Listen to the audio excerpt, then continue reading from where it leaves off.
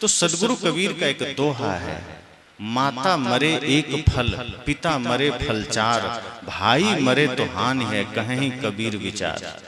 यही दोहा को लेकर एक सज्जन ने पूछा कि साहब ऐसी बात क्यों कर रहे हैं कि माता मरे तो एक फल। किसी की माता मर जाए तो व्यक्ति दुखी होता है, रोता है, परेशान होता है। साहब कह रहे हैं कि नहीं, माता मर जाए तो चिंता मत करना, एक फल की प्राप्ति होगी। और दूसरी बात, पिता मरे फल चार, और कहीं पिताजी गुजर गए तो चार फल की प्राप्ति होगी, रोते क्यों हो। लेकिन साहब कहते हैं भाई मरे तो हानि है, लेकिन कहीं भाई गुजर गए तब हानि है, भाई नहीं गुजरना चाहिए, कहीं कबीर विचार। और साहब कह रहे हैं मैं ऐसे ही नहीं कह रहा हूं, विचार करके कह रहा हूं, मैं ये बातें यूं ही हवा में नहीं कह रहा, विचार करके कह रहा हूं। अब समझने की बातें हैं कि साहब कहते क्या है, वो माता का उदाहरण क्यों दिए, पिता का, भाई का उदाहरण क्यों दिए, और क्या कहना चाहते हैं। माता मरे तो एक फल, क्या अर्थ हो सकता है। सदगुरु कबीर माता शब्द का प्रयोग इसलिए किए कि माता अक्सर ममता का प्रतीक है, माया का प्रतीक है। माँ की ममता कहते हैं ना कि माँ की ममता, ममतामयी माताओं, तो माताओं में अक्सर ममता होती है। तो सदगुरु कबीर ममता से प्रयोग करते हैं, वहां माँ को नहीं कहते हैं, शब्द ममता है। वे कहते हैं कि अगर हमारे जीवन से ममता की मृत्यु हो जाए, अगर हमारे भीतर की माया नष्ट हो जाए, अगर हमारे भीतर की आसक्ति खत्म हो जाए, ममता आसक्ति, तो कौन सी फल की प्राप्ति होगी। एक फल वो कौन सा है, साहब कहते हैं निर्बंधता का फल।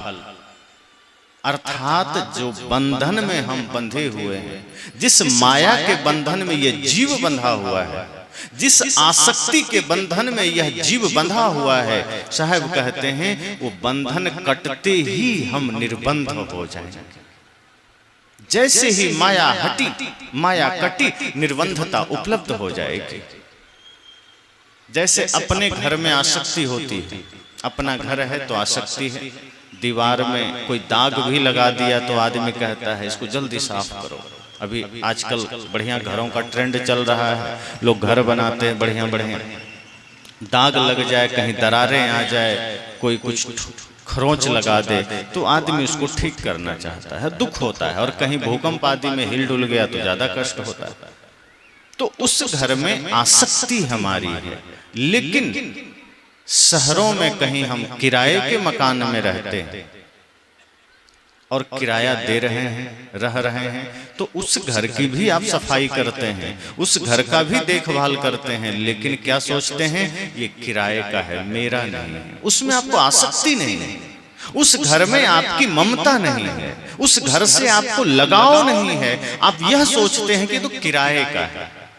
झाड़ू पोछा आप वहां भी करते हैं, रख रखाव वहां भी करते हैं, लेकिन भाव क्या रखते हैं, ये घर मेरा नहीं है। और आपने किराया दे करके खाली कर दिया, छोड़ दिया उस घर को, और किसी ने कह दिया कि वो घर तो टूट गया, तो आपको पीड़ा भी नहीं होती कि वो मेरा घर टूट गया। आप सोचते मेरा का दूसरे का था। लेकिन कहीं आपका अपना घर टूट जाए तो पीड़ा होती है, दुख होता है। क्यों? क्योंकि वहां आसक्ति है। साहब कहते हैं यही आसक्ति जो बंधन है, जो हमें दुख प्रदान करता है, ये आसक्ति खत्म हो गई समझो ममता के मरने से। यही आसक्ति मिट गई और निर्बंधता जागृत हो गई। अर्थात जहां कोई बंधन नहीं, जहां कोई किसी प्रकार का राग नहीं, किसी से द्वेष नहीं, किसी से ईर्ष्या नहीं, वो निर्बंधता का सुख मिल गया, निर्बंधता का फल प्राप्त हो गया। और बंधन मुक्ति बहुत बड़ी बात है। हम सब बंधन में हैं माया के, और माया ऐसी है जो बांधती ही बांधती, किसी भी रूप में आके बांध सकती। किसी को धन के रूप में बांधी हुई है, किसी को माता पिता के रूप में, किसी को पत्नी के रूप में, किसी को भाई के रूप में। माया का रूप जल्दी समझ में नहीं आता, ना जाने माया कब किस रूप में आके बांध ले, किसी भी रूप में बांध सकती है। साहब कहते हैं जब ये माया अर्थात ये ममता मिट जाती है, माता मरे तो एक फल, जब ममता की मृत्यु हो जाती है तो निर्बंधता का फल हमें मिलता है। और साहब आगे क्या कहते हैं, पिता मरे फल चार। पिता से तात्पर्य क्या है? पिता अक्सर कहते हैं घरों में, मैं हूं तब तक मौज कर लो, मैं गया तो रोड पर भीख मांगोगे।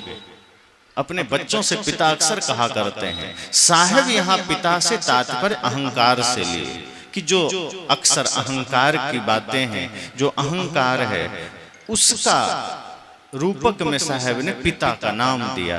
कि जैसे पिता कहते हैं कि मेरे रहते मौज कर लो, मैं हूं तब तक सब कुछ कर लो, मैंने किया, तो साहब कहते हैं अहंकार पिता मरे फल चार।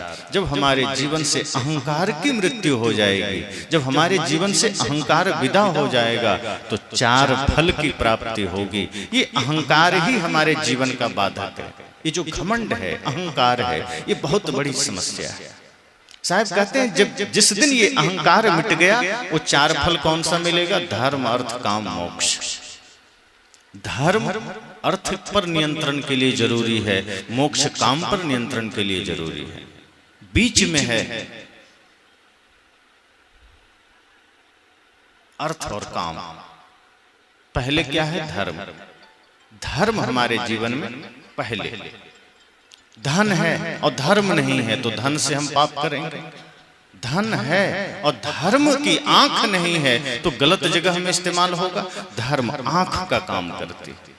जब हमारे पास धन हो और धर्म हो तो धर्म उस पर नियंत्रण रखता है। फिर उस धर्म का हम उस धन का दुरुपयोग नहीं करते।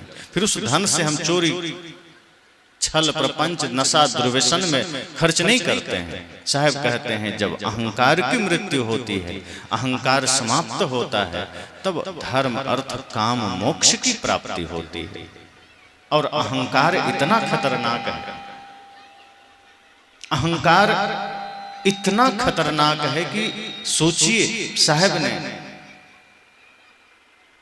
कहा है, अहंकार की अग्नि में दहत सकल संसार, तेहिते बाँचे संत जन केवल शांति आधार। कि एक छोटा से छोटा बच्चा भी घमंड में होता है। आप उसको भोजन एक बार दे दीजिए थाली सामने और फिर हटा लीजिए, दोबारा दीजिए, वो नाराज हो जाएगा, नहीं लेगा, वो भी अपमानित महसूस करता है। भीतर जन्मजात वो अहंकार होता है। और अहंकार हमें कभी भी विनम्र नहीं होने देता, हमें कभी श्रद्धावान नहीं होने देता। और संतों ने कहा श्रद्धावान लभते ज्ञान, कि अगर ज्ञान को उपलब्ध होना है, श्रद्धा जरूरी है। और जहां अहंकार आ गया वहां श्रद्धा आ ही नहीं सकती। जहां अहंकार आ गया वहां भक्ति जन्म ही नहीं ले सकती। दुर्योधन के पास अहंकार था, भक्ति नहीं थी। कृष्ण से उसने निवेदन किया कि मेरे घर भोजन बना है, मेरे घर भोजन कर लीजिए। कृष्ण ने क्यों त्याग दिया? कहा तुम्हारे घर भोजन तो बना है, लेकिन तुम्हारे भोजन में अहंकार की गंध है। और ध्यान दो दुर्योधन, ये कृष्ण अहंकार युक्त भोजन नहीं करता। भले ही तुमने 56 प्रकार के व्यंजन बनाए, लेकिन तुम्हारे भोजन में प्रेम का समावेश नहीं है, तुम्हारे भोजन में भक्ति समाहित नहीं है। और दूसरी बात, कोई किसी के घर भोजन 3 ही अवस्थाओं में करता है। दुर्योधन ने कहा कौन सी अवस्था? कहा अभाव में, भाव में या प्रभाव में। का मतलब का अभाव हो, या तो गरीबी है, दरिद्रता है, लाचारी है, तो किसी के घर कोई जाके भोजन मांग लेता है, कर लेता है। पहली शर्त कि या तो हमारे पास लाचारी है, हम भूखे हैं, गरीब हैं, तो किसी का भोजन हम स्वीकार लेते हैं, कहीं भी मांग के खा लेते हैं। दूसरी बात भाव, या तो प्रेम हो, किसी से लगाव है, प्रेम है, श्रद्धा है, तो हम किसी के निवेदन स्वीकार लेते हैं, किसी का भाव स्वीकार लेते हैं, किसी का निमंत्रण स्वीकार लेते हैं, भाव। और तीसरा है प्रभाव। प्रभाव अर्थात कोई दबंग आदमी, ताकतवर आदमी है, शक्तिशाली आदमी है, और उसने किसी को कहा तुम ले लो मेरे यहाँ कुछ, आके डर से बेचारा चला गया, ले लिया, भोजन कर लो, कुछ ले लो, डर से ले लिया, प्रभाव में आकर। कृष्ण ने कहा कि अभाव में भोजन किया जाता है, किसी को अभाव है, लेकिन दुर्योधन मैं तो अभाव में हूं नहीं, मैं तो तुमसे ज्यादा शक्ति संपन्न हूं, तुमसे ज्यादा धनवान हूं, तो मैं तुम्हारा भोजन क्यों स्वीकार करूं? और दूसरी शर्त है भाव, तो भाव तो हमारे तुम्हारे बीच कभी नहीं था, प्रेम तो है ही नहीं, तो भी भोजन क्यों स्वीकार करूं? और तीसरी बात है प्रभाव, तो प्रभाव तो तुम्हारा मुझ पर कुछ है ही नहीं, मेरा प्रभाव इतना ज्यादा है कि तुम्हारा प्रभाव जीरो है, मेरे सामने तुम जीरो हो, तो मैं तुम्हारा भोजन कैसे स्वीकार करूं? और अंततः अहंकार तो तुम्हारे भोजन में है ही। तो कृष्ण कहाँ चले गए? विदुर के घर। उन्होंने कहा साग विदुर घर खायो रोखा, साग रोटी खा लिया, और क्या कहा? अमृत से भी बढ़कर स्वाद है। 56 प्रकार के व्यंजन में स्वाद नहीं है। जिस भोजन में प्रेम समाहित हो गया, जिस भोजन में श्रद्धा समाहित हो गई, जिस भोजन में भक्ति समाहित हो गई, वो भोजन अमृत से भी महत्वपूर्ण हो जाता है। और जब हम गुरु को भोजन कराते हैं, या घर में ही माता पिता सास ससुर को भोजन कराइए, पति को कराइए, भाई को कराइए, इसी भाव से भोजन बनाते समय वो प्रेम का भाव। हम खिन्नता में बनाते हैं, कई बार नाराजगी में भोजन बन गया, गुस्से में बन गया। साहब कहते हैं जो भोजन गुस्से में या नाराजगी में बना, वो भोजन जहर युक्त हो जाता है, वो विषाक्त हो जाता है। और उस भोजन को जब कोई करता है तो वो भी उद्वेगित हो जाता है। इसलिए भोजन कभी भी प्रेम में बनाइए, निर्मलता से बनाइए, पवित्रता से बनाइए, श्रद्धा से बनाइए। तो साहब ने कहा कि अहंकार जहां होगा वहां बाधाएं ही बाधाएं होगी, श्रद्धा जन्म ही नहीं ले सकती। इसलिए तो साहब ने कहा संत दरस को जाइए तज माया अभिमान। इसमें भी माया और अभिमान की ही बात है। वहां भी कहते हैं माता मरे एक फल, पिता मरे फल चार, अर्थात माया ममता मर जाए तो निर्बंधता का सुख मिलेगा। यहाँ साहब कहते हैं कि अगर माया और अभिमान का त्याग कर दोगे तो ही संत का दर्शन कर पाओगे, और फिर वो दर्शन करोड़ों यज्ञ के समान होगा। शर्त यही है। साहब कहते हैं बाहर किसी यज्ञ की आवश्यकता नहीं पड़ेगी। अगर संत दर्शन को जा रहे हैं तो एक शर्त है कि माया और अभिमान छोड़ कर जाना। ये अहंकार अगर आपने त्याग कर दिया, निर्मल हो गए। विनम्रता सबसे बड़ा धन है हमारे जीवन में। जैसे आप देखिए आम का सीजन है, जैसे जैसे आम के फल बड़े हो रहे हैं, डालियां झुकती चली जा रही है।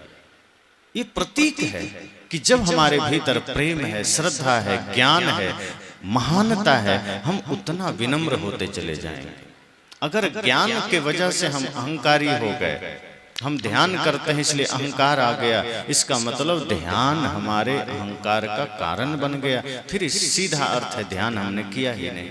अगर सत्संग करके अहंकार आ गया, मतलब सत्संग हमने किया ही नहीं। सत्संग कभी भी अहंकार का कारण नहीं बन सकता, ध्यान कभी भी अहंकार का कारण नहीं बन सकता। इसलिए साहब कहते हैं ये अहंकार अगर मर जाए, ये अहंकार खत्म हो जाए, हम निर्मल हो जाए, सबके प्रति प्रेम का भाव हो जाए, तो धर्म अर्थ काम मोक्ष की प्राप्ति हो जाएगी।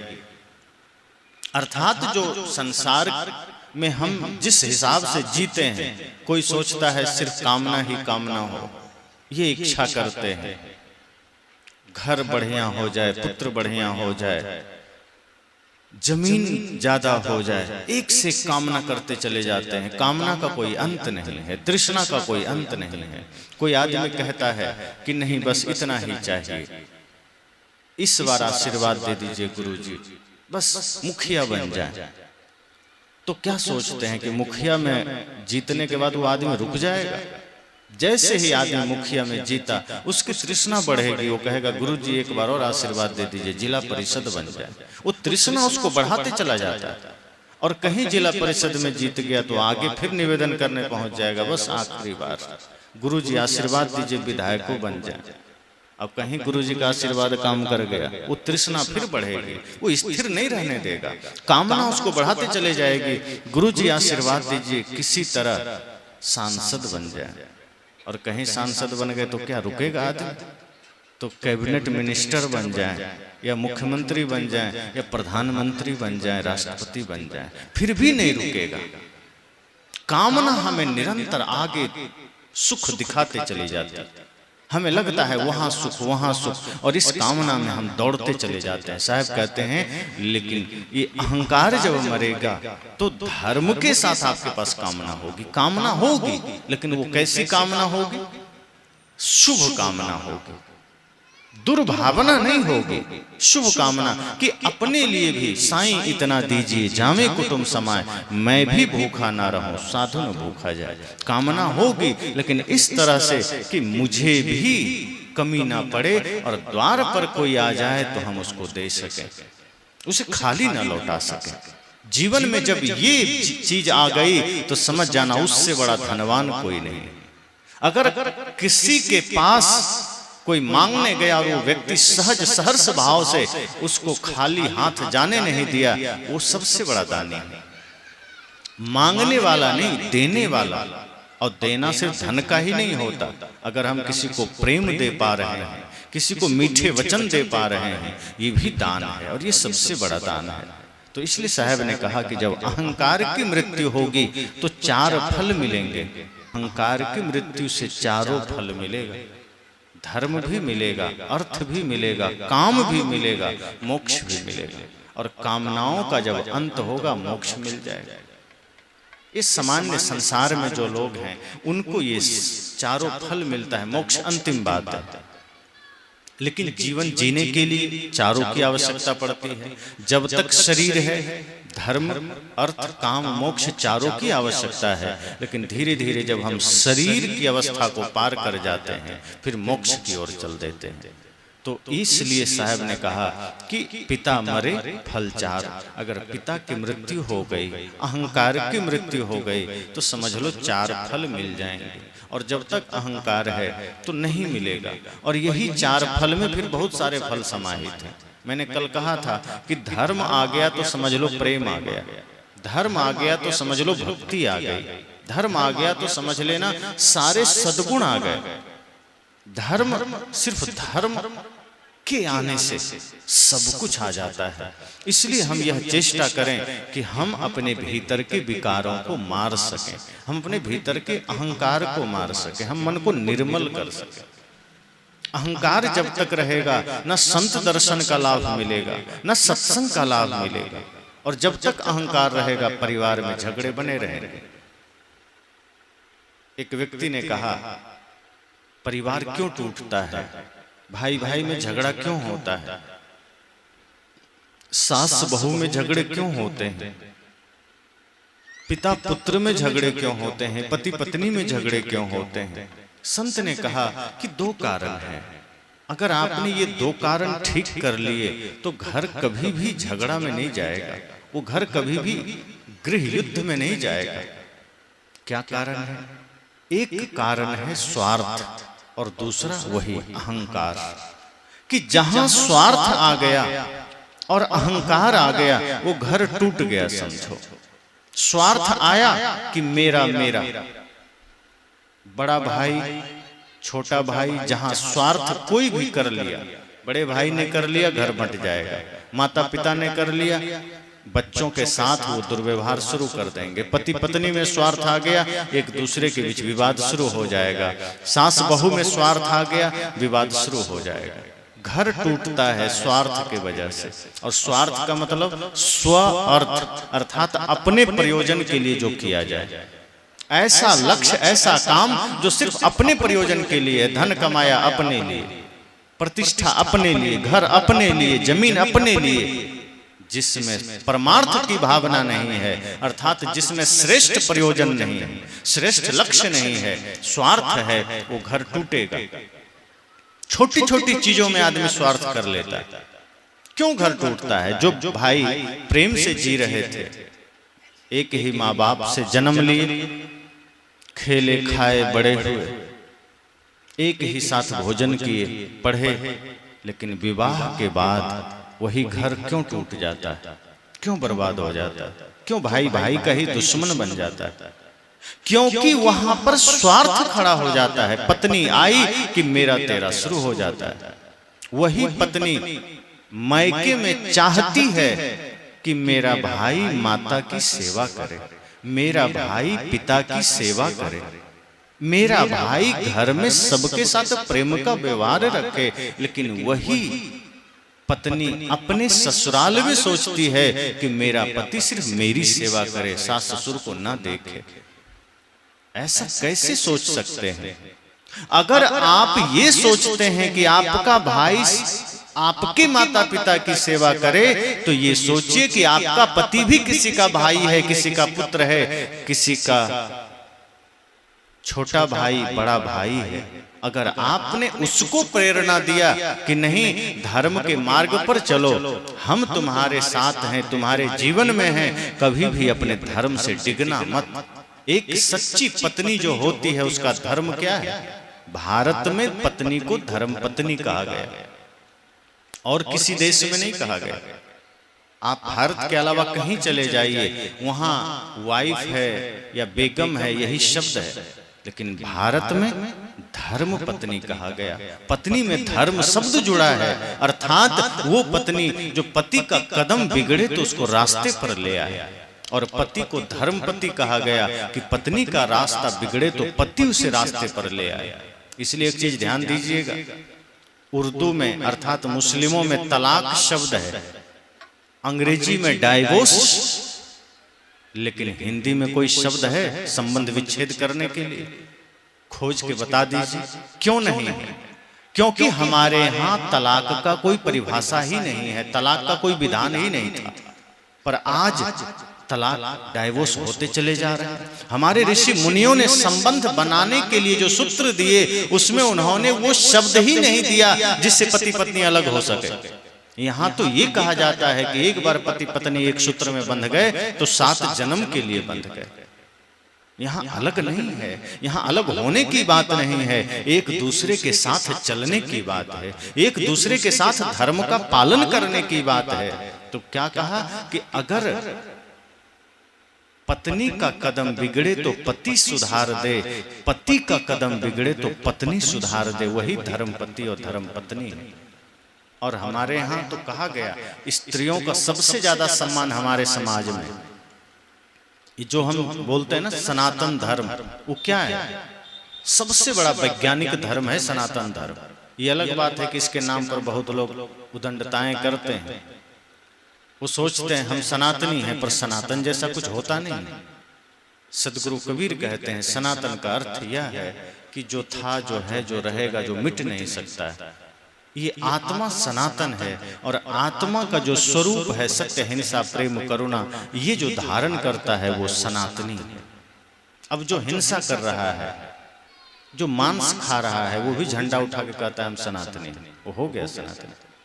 जो मांस खा रहा है वो सनातनी नहीं हो सकता। जो भाई से झगड़ा कर रहा है वो सनातनी नहीं हो सकता। जो माता पिता गुरु का अनादर कर रहा है वो सनातनी नहीं हो सकता। यहाँ ये फार्मूला नहीं चलेगा कि शर्मा जी का बेटा है तो वो भी शर्मा जी होंगे, वर्मा जी का बेटा तो बेटा भी वर्मा जी हो गए। पिता का सरनेम अगर वर्मा है तो बेटा वर्मा, पिता का सरनेम यादव है तो बेटा यादव, पिता का सरनेम अगर द्विवेदी चतुर्वेदी तो बेटा द्विवेदी चतुर्वेदी। ऐसा सनातन में नहीं चलेगा, वहां प्रमाण देना पड़ेगा। जैसे कोई डॉक्टर है तो क्या बेटा डॉक्टर हो जाएगा? अगर कोई डॉक्टर है तो बेटा को भी डॉक्टरी सीखनी पड़ेगी तब डॉक्टर हो सकता है। कोई सैनिक है, इतने मात्र से उनका बेटा सैनिक थोड़े हो जाएगा। उनको सैनिक के लिए आवेदन देना होगा, तैयारी करनी होगी, ट्रेनिंग देनी होगी। जब वो सेलेक्ट होंगे तो सैनिक बन सकते हैं। इसी तरह से सनातनी होने के लिए किसी का पिता सनातनी है, वो धर्म का पालन करते हैं, वो न्याय का पालन करते हैं, वो सत्य का पालन करते हैं। अगर वही काम उनका बेटा नहीं करता है वो सनातनी नहीं है, बिल्कुल भी नहीं है। तो मैंने कहा कि जब हम इस भाव से जीवन में सत्य धर्म को पालन करते हैं, अहिंसा का पालन करते हैं, प्रेम का पालन करते हैं, हम सनातनी हो जाते हैं। और हमारे यहाँ पति पत्नी में विच्छेद का कोई शब्द नहीं है। तो जब हम सब इस भाव में जीते हैं तो परिवार स्वर्ग बनता है। और हमारे यहाँ नारियों को सबसे ऊंचा दर्जा मिला। इसलिए आप देखिए कि कल्पना ही सही, लेकिन शक्ति की जब बात आई तो शक्ति का केंद्र किसे माना गया? माता दुर्गा को, एक नारी ही तो है। जब धन की बात आई तो धन का केंद्र किन्हें माना गया? माता लक्ष्मी को। जब विद्या की बात आई तो केंद्र किसे माना गया? माता सरस्वती को। अर्थात स्त्रियां यहाँ सदैव पूज्य थी, उनको उच्च दर्जा मिला, सम्मान मिला। लेकिन आज हम कुसंस्कारों के बस, आज हम अहंकार स्वार्थ के बस अपने ही धर्म से बिगड़ते चले जा रहे हैं, बिखरते चले जा रहे हैं और गंदगी के रास्ते पर चल दिए। जहाँ न प्रेम है, न सत्य है, न दया है, न क्षमा है, कुछ भी नहीं है, धर्म बचा ही नहीं। पति पत्नी में झगड़े चल रहे हैं, विवाद चल रहे हैं, समझौता से किसी तरह घर चल रहा है, सास बहू में झगड़े चल रहे हैं, कोई प्रेम ही नहीं है। भाई भाई का दुश्मन बना है। एक ही माता पिता से जन्म लेने वाला भाई आज भाई का ही खून का प्यासा बन जाता है। आज भाई से ही विवाद करने लगता है, भाई से ही विद्रोह करने लगता है। मित्र मित्र का दुश्मन बन बैठा है, गुरु शिष्य में झगड़े हो रहे हैं।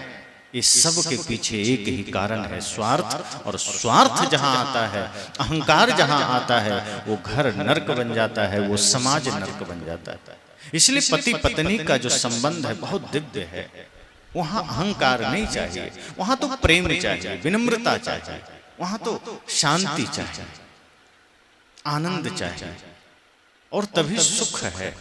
और यही अगर आपके जीवन में है तो आपका ही संस्कार बच्चों में उतरेगा, फिर आपके बच्चे बढ़िया बनेंगे। और अगर पति पत्नी का कर्म बिगड़ जाए, पति पत्नी का जीवन बिगड़ जाए, तो सोचिए फिर बच्चे कैसे होंगे? फिर मेघनाद की तरह होंगे। अब कल्पना तो ये होती है कि बच्चा हमारा कैसा हो? श्रवण कुमार की तरह हो। बहुत से लोग यहाँ से जल उठाते हैं, कांवर में लेकर के वैजनाथ धाम जाते हैं। आपके मन में होगा कि इसी कांवर में बच्चे हमें बिठा के ले जाएं, जैसे श्रवण कुमार ले गए थे। लेकिन अगर संस्कार आपने उसे मेघनाद वाला दिया है तो वो आपको चार धाम तो नहीं ले जाएगा ना, वो आपको वृद्धाश्रम ले जाएगा, वो आपको दुख देगा, वो आपको कष्ट देगा।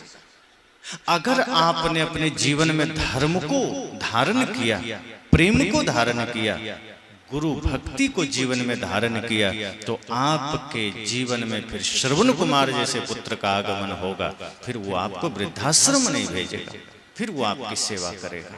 इसलिए साहब ने कहा कि अहंकार और स्वार्थ से जब हमारा मन मुक्त हो जाता है, जब हमारा मन पूर्ण निर्मल हो जाता है, पवित्र हो जाता है, तो घर में दिव्य आत्माओं का आगमन होता है। तभी तो किसी माता के गर्भ से भगत सिंह जैसा पुत्र आ जाता है, कहीं भगत सिंह जैसा पुत्र आ जाता है, कहीं वीर शिवाजी की तरह पुत्र आ जाता है, कहीं महाराणा प्रताप, कहीं राम, कहीं कृष्ण, कहीं बुद्ध, कहीं महावीर, कहीं कबीर, कहीं श्रवण कुमार, कहीं लक्ष्मीबाई, कहीं मीराबाई। लेकिन अगर हमारा कर्म बिगड़ा है, हमारा चिंतन बिगड़ा है, हम दिन रात नफरत में हैं, अहंकार में हैं, तो घरों में फिर दुष्ट आत्माओं का आगमन होगा और फिर जीवन में नरक रहेगा। इसलिए साहब ने कहा कि पिता मरे फल चारिये, अगर अहंकार बस मर जाए, घमंड मर जाए, हमारे जीवन के विकार मर जाएं, तो समझना तब धर्म अर्थ काम मोक्ष की प्राप्ति होगी। तब ये चारों सद्गुण रूपी फल मिलेंगे, ये चारों दिव्य फल मिलेंगे। अगर नहीं तो जीवन में सिर्फ दुख है, दर्द है, पीड़ा है, और फिर अंत में पता चला कुछ पाया नहीं, ऐसे ही चला गया। फिर साहब कहते हैं भाई मरे तो हानि है। अगर भाई मर जाए तो बड़ा हानि। भाई कौन है? साहब कहते हैं भाई अर्थात भाव, श्रद्धा। अगर हमारे जीवन में भाव की मृत्यु हो जाए, अगर हमारे जीवन में भाव ही नहीं है, तो समझना बड़ा हानि है, फिर हम मुक्ति नहीं पा सकते। क्योंकि भाव रहेगा तभी तो गुरु के पास जाएंगे, और गुरु के पास जाएंगे, गुरु में श्रद्धा रखेंगे, तभी हम ज्ञान समझ पाएंगे, सीख पाएंगे। अब गुरु के प्रति श्रद्धा ही नहीं है, भाव ही नहीं है। अब कोई आदमी 1 बंडल रुपया लेके चला गया गुरु के पास, गुरु जी ले लीजिए, हमको मुक्ति का ज्ञान दे दीजिए। गुरुजी ने कहा इससे मुक्ति का ज्ञान नहीं मिलेगा। ये तो जीवन की व्यवस्था के लिए है, शरीर की व्यवस्था के लिए है। इसके अतिरिक्त और कुछ लाए हो? उसने कहा नहीं, मेरे पास तो यही है, मैं यही लाया हूँ। गुरु ने कहा ये तो ठीक है, शरीर की व्यवस्था के लिए है, ये लाए हो ठीक है, और कुछ देना पड़ेगा। तो क्या देना पड़ेगा? गुरु ने कहा तुम्हें विनम्र होकर के समर्पण होना पड़ेगा, श्रद्धा की भेंट देनी पड़ेगी, प्रेम का भेंट देना पड़ेगा, भक्ति का भेंट देना पड़ेगा। श्रद्धा है, तब उससे लगा ये क्या चीज है, तो जीवन में हमने कमाया ही नहीं। फिर धीरे धीरे गुरुजी ने संदेश दिया और तब उसे अपने जीवन के प्रति प्रेम जागृत हुआ। हमें शरीर के प्रति तो प्रेम होता है, शरीर से मोह होता है, पर अपने प्रति प्रेम जागृत नहीं होता। इसलिए हम प्रेम के मार्ग पर नहीं चलते, सत्य के मार्ग पर नहीं चलते। जिस दिन स्वयं से प्रेम हो जाए, हम धर्म के मार्ग पर चलने लगेंगे, हम मुक्ति के मार्ग पर चलने लगेंगे। तो गुरु ने कहा कि साधु भूखा भाव का, धन का भूखा ना है। उन्होंने कहा सद्गुरु संतों के पास भाव को लेकर जाना, श्रद्धा लेकर जाना। और अगर आपने श्रद्धा से, भाव से गुरु का दर्शन किया, गुरु के पास गए, तो फिर मुक्ति का रहस्य जान लेंगे। एक विनम्र, एक श्रद्धावान शिष्य ही ज्ञान को प्राप्त होता है। अगर हमारे जीवन से श्रद्धा की ही मृत्यु हो गई, गुरु में श्रद्धा नहीं है, माता पिता में श्रद्धा नहीं है, तो फिर हम किसी की बात सुनेंगे नहीं, फिर हम किसी को पसंद नहीं करेंगे। श्रद्धा बहुत बड़ी चीज है, लेकिन ध्यान दीजिए साहब ने श्रद्धा की बात की है, अंधश्रद्धा की बात नहीं की है। अगर अंधश्रद्धा आ गई तो समझिए फिर बहुत बड़ी समस्या आ गई। उससे बढ़िया तो श्रद्धा भी न रहे तो ठीक है। और अंधश्रद्धा का मतलब है जहां अपना विवेक हम खो देते हैं और किसी ने कह दिया ये सही है, बस उसको मानने लगे, अपना विवेक प्रयोग नहीं किए। किसी ने कह दिया ये गुरु बहुत बड़े तपस्वी हैं, ये गुरु सिद्ध पुरुष हैं और इनके आशीर्वाद से पुत्र धन की प्राप्ति होगी, और हम मान करके वहीं पहुंच गए। हमने विचार नहीं किया। हमें लगता है कि सांसारिक चीजों को इधर का उधर कर देना सिद्धि है। जैसे कोई हाथ हिलाया, रसगुल्ला आ गया, तो आदमी को लगता है बहुत बड़ी सिद्धि है। किसी ने कागज ऐसे ऐसे किया, नोट बन गया, तो आम आदमी को लगता है तो बहुत बड़ी सिद्धि है, ऐसे गुरु के पास जाना है। आप जैसे ही गए, आपका भूत भविष्य बता दिया, आपके रिश्तेदारों का नाम बता दिया, आपको लगता है वाह बड़ा जानकार है। साहब कहते हैं नहीं, ये सब सिर्फ मदारी और जादूगर है, ये सिद्ध नहीं है। सिद्ध वो है जो आपके वर्तमान को बताए, सिद्ध वो नहीं जो भूत और भविष्य को बताए, सिद्ध वो है जो वर्तमान के जीवन को व्यवस्थित करने का सूत्र बता दे। सिद्ध वो नहीं है जो आग पर चलना जानता है, साहब कहते हैं सिद्ध वो है जो जमीन पर बढ़िया से चलना जानता है। सिद्ध वो नहीं है जो हाथ हिलाकर रसगुल्ला और हाथ हिलाकर नोट ले आता है, सिद्ध वो है जो इन हाथों से समाज की सेवा करता है। सिद्ध वो नहीं है जो चमत्कार दिखाता है, साहब कहते हैं सिद्ध वो है जो कोई गाली भी दे तो मुस्कुरा के जवाब देता है। अगर कोई गुस्सा किया और आप बदले में गुस्सा का जवाब प्रेम से दिए, तो समझ जाना आपसे बड़ा चमत्कार किसी के जीवन में नहीं, क्योंकि यही नहीं होता है। दुनिया का सब काम आदमी कर लेता है, लेकिन गाली का जवाब प्रेम से दे सकें ये कहाँ होता है। हम सोचते हैं वीरता हमारी इसमें है, बहादुरी इसमें है कि कोई गाली दिया तो हम गोली दे दें। गाली का जवाब गीत से दे सकें ये सामर्थ्य नहीं होता। इसलिए साहब ने कहा कि जब भाव ही खत्म हो गया, श्रद्धा ही खत्म हो गई, तो समझ जाना जीवन से सब कुछ खत्म हो गया, फिर मुक्ति की कोई आशा नहीं। इसलिए कभी भी भाव खत्म नहीं हो। माता पिता के प्रति, गुरु के प्रति भाव होना चाहिए, श्रद्धा होनी चाहिए, लेकिन अंधश्रद्धा नहीं हो। अंधश्रद्धा होती है तो सही को गलत, गलत को सही मानते चले जाते हैं, समझ में नहीं आता। गुरु ने कुछ भी कहा फिर हम उस पर विचार नहीं करते, फिर हम चलते चले जाते। इसलिए अंधश्रद्धा होगी तो गंगा, पानी, पत्थर, पहाड़, नदी, नाले में हम जाएंगे कि हमको मुक्ति मिल जाए। लेकिन जब श्रद्धा होगी तो फिर ज्ञान होगा, और ज्ञान होगा तो हम सही जगह जाएंगे, फिर सही ध्येय लेकर जाएंगे, सही लक्ष्य लेकर जाएंगे। सदगुरु कबीर इसीलिए श्रद्धा की बात करते हैं, वो विश्वास की बात करते हैं, अंधविश्वास की नहीं करते हैं। वे कहते हैं श्रद्धा करो लेकिन विवेक पूर्वक। विश्वास करो लेकिन विवेक पूर्वक। किसी भी चीज को ऐसे ही ना मान लें, विचार करिए, विवेक करिए। और विचार और विवेक जब करेंगे तो भीतर का सत्य पता चलेगा। हम ऐसे ही मान लिए तो बाहर बाहर मान लेंगे। जैसे बाहर से हमने श्वेत वस्त्र पहना है या कोई भी किसी भी प्रकार का वस्त्र पहने हैं लाल पीला, तो अगर आप इन आंखों से देखेंगे तो बाहर का रूप नजर आएगा। और बाहर का रूप अगर देखकर रुक गए तो हो सकता है इसके भीतर के सत्य को आप नहीं जान पाएंगे, फिर उसके पार के सत्य को आप नहीं देख पाएंगे। तो करना क्या है, मैं अक्सर एक उदाहरण देता हूं कि जैसे मोबाइल के कैमरे से वीडियो रिकॉर्डिंग हो रहा है, आप उधर से देख रहे होंगे, जैसा मैं हूं वैसा उसमें दिखाई दे रहा है। सेम एक कैमरा बाहर का चित्र हमारा ले रहा है, जो मैं हूं वही उसमें दिख रहा है। लेकिन इस कैमरे को यहां हटा दिया जाए और यहां एक्सरे मशीन लेकर आ जाए, एक्सरे मशीन, और उसमें हमारा चेहरा ऐसे लगा दिया जाए तो कैसा आएगा? ऐसा आएगा क्या? जैसा मैं हूं नहीं आएगा, कंकाल का आएगा। अर्थात वो भी वही काम किया जो इसने किया, लेकिन अंतर ये है, ये बाहर का चित्र लेकर आपको दिखाया, एक्सरे मशीन भीतर का चित्र लेकर दिखाएगा। सत्य कौन है?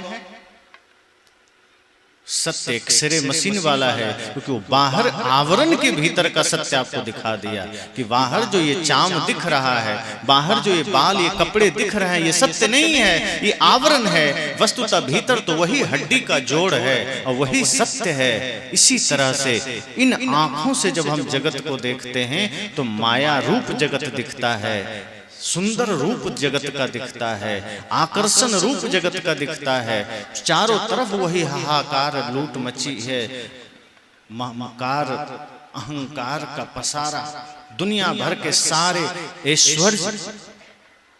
लेकिन जब आंखें बंद करके विवेक की आंख से हम देखते हैं तब उस पार का सत्य हमें दिख जाता है। फिर इस शरीर के पीछे छिपा हुआ जो नश्वरता है, इस संसार के संबंधों में छिपी हुई जो नश्वरता है, फिर वो हमें दिख जाता है। फिर ये दिखता है कि सभी लोग लाइन में खड़े हैं, मृत्यु धीरे धीरे एक एक करके पास कर रही। फिर हम उस सत्य को देख लेते हैं कि आज जीवन है, कल रहे न रहे। आज ये शरीर सुंदर मालूम पड़ रहा है, कल चाम लटक जाएंगे, आंखों की रोशनी कम हो जाएगी, कानों से सुनाई देना कम हो जाएगा, पैर लड़खड़ाने लगेंगे, तब क्या होगा? इस शरीर लाचार हो जाएगा। कमाई कुछ किया नहीं, संसार ही तो कमाया है, धन कमाया, परिवार के लिए कुछ किया, घर बनाया, जमीन खरीदा, और जब मृत्यु आकर खड़ी हो जाएगी और कहेगी चलो तुम्हारा समय हो गया, तब आप परिवार की तरफ देखेंगे कि चलोगे साथ में, तो परिवार वाले क्या कहेंगे? नहीं जा सकते। फिर आप धन को देखेंगे, जिस धन को आपने कमाया, आप धन से पूछेंगे कि तुमको तो हम ज्यादा समय दिए। आप धन से बात करेंगे इशारों में कि तुम चलोगे, तो मानो धन भी उत्तर देगा, कहेगा हम तो अलमारी से बाहर भी नहीं निकलेंगे, और बैंक में है तो बैंक से भी बाहर नहीं निकलेंगे, तुमको जाना है तो जाओ, हम साथ नहीं देंगे। फिर आप कहेंगे भाई तुम्हारे लिए पूरा उम्र हम लगा दिए, तुम्हें ही पाने के लिए हम ना जाने कितनों को धोखा दिए, कितने लोगों का दिल दुखाए, माता पिता गुरु का अनादर किए, दुनियादारी में हम पूरा जीवन लगा दिए, और तुम साथ नहीं दोगे। धन कहेगा तुम हो कौन, मैं पहचानता भी नहीं, जाओ अब हमारा मालिक दूसरा हो जाएगा, तुम्हारा समय खत्म। माता पिता, गुरु का अनादर, दुनिया भर का पाप, अंत में धन कहता है मैं तुम्हारा साथ नहीं दे सकता, मैं तिजोरी से बाहर भी नहीं आ सकता, तुमको जो करना है करो, मेरा मालिक अब बदलने वाला है, अब तुमको मैं नहीं जानता। फिर आप रिश्ते नाते परिवार की ओर देखते हैं कि तुम तो दोगे साथ, तो परिवार के लोग कहते हैं हाँ मरघट तक दे देंगे, उसके आगे कोई उपाय नहीं, मरघट तक पहुंचा देंगे। तब आपको लगता है कि जिस परिवार के लिए हमने जवानी लगा दी वो मरघट तक जाएगा। फिर आप अपने शरीर की ओर देखते हैं कि भैया तुम तो साथ दोगे, तुम तो मेरे साथ हो। तब शरीर कहता है बस बस, उसी मरघट में हम भी जल के राख हो जाएंगे, तेरे साथ नहीं जाएंगे, तुम्हें अकेले ही जाना। तब आप सोचते हैं क्या किया मैंने, इस संसार में क्या कमाया मैंने। जो जो आपने कमाया वो सब धीरे धीरे आपसे अलग हो गया, शरीर भी अलग हो गया। अब आप सोचते हैं कि वो काम तो किया ही नहीं जो साथ जा सकता, वो धन तो कमाया ही नहीं। तब आपको भक्ति की याद आती है, धर्म की याद आती है, और मानो धर्म कहता है कि एक बार भी मुझे याद कर लिया होता। भक्ति कहती है एक बार भी मुझे जीवन में धारण कर लिया होता तो ध्यान देना मैं कभी साथ नहीं छोड़ता। धर्म कहता है कि तुम मर जाओ भले, शरीर तुम्हारा यहाँ रह जाएगा, पर मैं जन्म जन्मांतर तक तुम्हारा साथ नहीं छोड़ सकता, क्योंकि मैं धर्म हूं और मैं कभी साथ नहीं छोड़ता।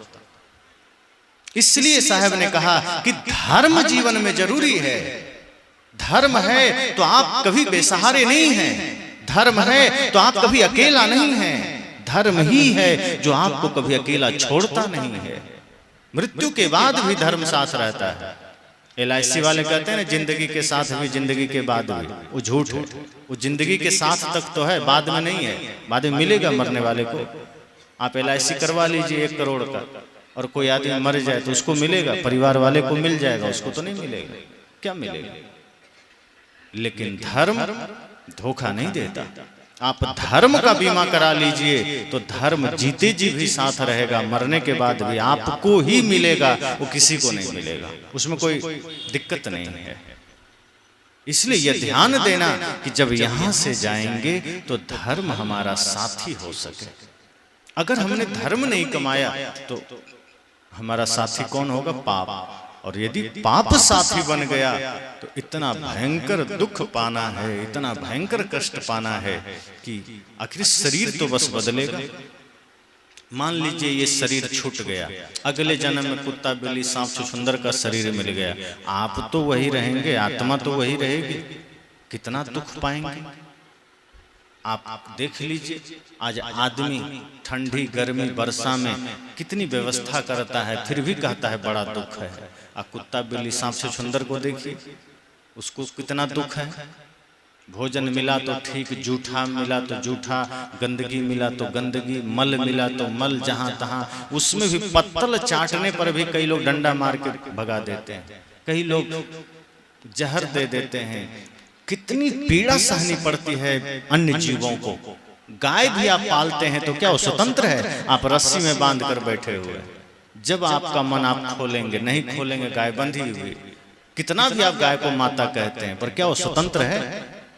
आप उसको भी अपने हिसाब से पानी दे रहे हैं, भोजन दे रहे हैं। उसने कभी कहा नहीं मुझे यही भोजन चाहिए? लाचार है, वो कभी नहीं सकता। आप उसको जहां बांध दीजिए बंधा है, जहां गोबर कर दिया उसी गोबर में मक्खी भिनभिना रही है, वहीं गंदगी है। आप तो बढ़िया पंखा में हैं, AC में हैं। हालांकि अब कहीं कहीं गाय के लिए भी पंखा उंखा लोग लगाते हैं, लेकिन फिर भी तो है बंधन। बैल को देख लीजिए, सांप को देख लीजिए, कहीं दिख जाए सांप, आदमी डंडा लेके तुरंत राम नाम सत्य कर देता है। ये अलग बात है कि शिव जी की पूजा करता है, नाग देवता की पूजा करता है, लेकिन असली नाग देवता आ जाए तो मार के तुरंत राम नाम सत्य कर देता है। क्या जीवन है। चूहा को देख लीजिए, गणेश जी का सवारी है, उसको भी हम लड्डू खिलाते हैं, पत्थर वाले चूहा को, लेकिन ओरिजिनल चूहा दिख जाए तो पिंजरा में फंसा के मार देते हैं। क्या जीवन है।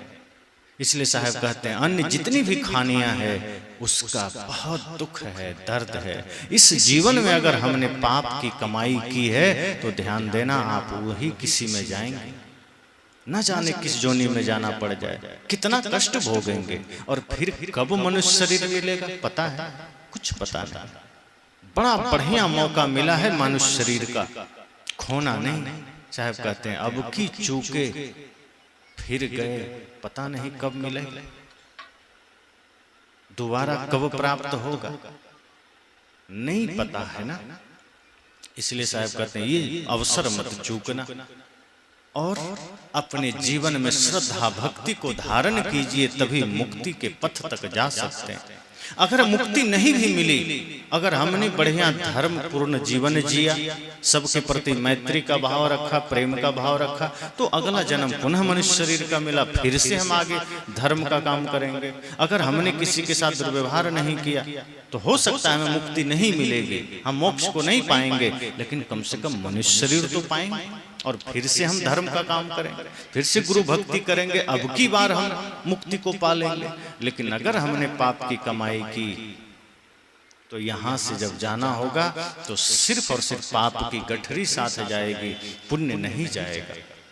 और पुण्य जब जीवन में नहीं गया, पुण्य कमाया ही नहीं, तो फिर ना जाने कहाँ कहाँ भटकना होगा। इसलिए साहब कहते हैं कि जो धन साथ जा सकता है वो कमाइए और घर में स्वर्ग जैसा जीवन रखिए, सबके साथ प्रेम रखिए, स्वार्थ मत आने दीजिए।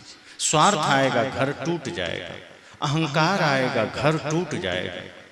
घर को पवित्र रखिए, माता पिता गुरु में श्रद्धा रखिए, अंधश्रद्धा किसी के प्रति ना हो, उचित बात कहिए, विवेक पूर्वक बात कहिए, सबके प्रति श्रद्धा का भाव, गुरु में श्रद्धा हो। और जब सच्चे गुरु मिल जाएं तो उनकी बातों को जीवन में उतारिए, सच्चे गुरु की पहचान करिए। अगर कहीं कोई नकली गुरु भी मिल गए, तो एक आदमी ने कहा कि एक साधु को हमने देखा मांस खाते हुए, तब से हमें संतों से नफरत हो गई। वो नकली साधु। मैं कहता हूं कि अगर कोई नकली भी मिल गया तो उसकी दो चार बातें सुन लीजिए, अगर बातें अच्छी है तो आप जीवन में उतार लीजिए, उसके जीवन को क्या देखना। नकली है तो वो अपने लिए है। और एक बात और, अगर कोई नकली है इसका मतलब है कि असली भी होगा, क्योंकि असली का ही नकली बनता है। अगर असली नहीं है तो नकली आया कहां से? जैसे आप फोटोकॉपी कराते हैं तो फोटोकॉपी ओरिजिनल का ही बनता है ना। अब ओरिजिनल कॉपी आपके पास नहीं तो फोटोकॉपी कहां से आएगा?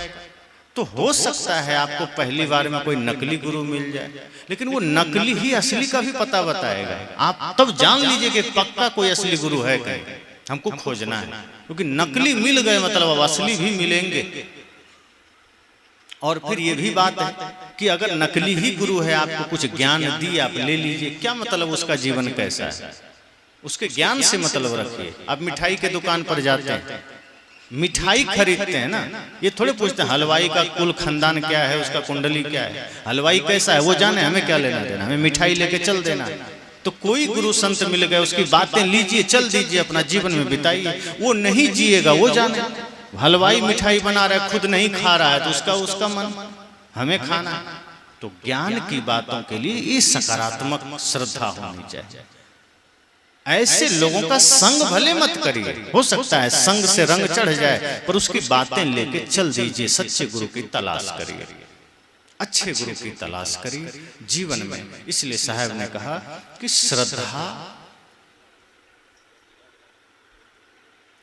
श्रद्धा जरूरी है, श्रद्धा को मरने मत दीजिए।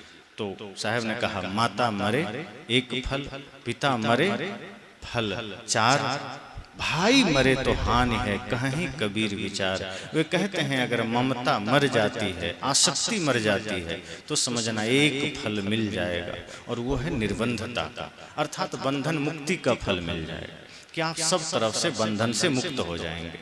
और अगर पिता अर्थात अहंकार मर गया तो चार फल मिल जाएंगे, धर्म अर्थ काम मोक्ष।